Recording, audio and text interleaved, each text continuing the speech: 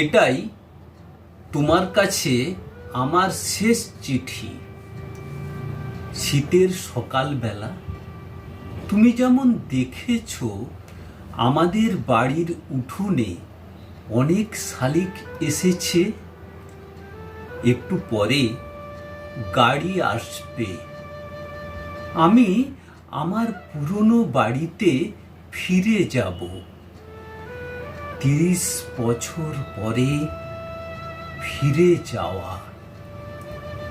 তোমার পুরনো বাড়িতে কতদিন আগেই ফিরে গেছো তুমি।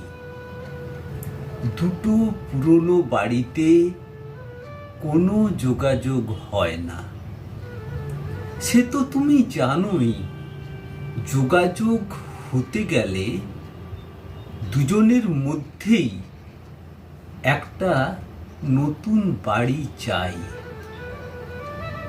তোমার পুরনো বাড়ি থেকে আমাকে কোনো চিঠি পাঠাওনি, তার জন্যে ওই মাঝে মাঝে কেবল একটু সাদা রঙের হিম হিম, এটাই তোমার কাছে আমার শেষ চিঠি।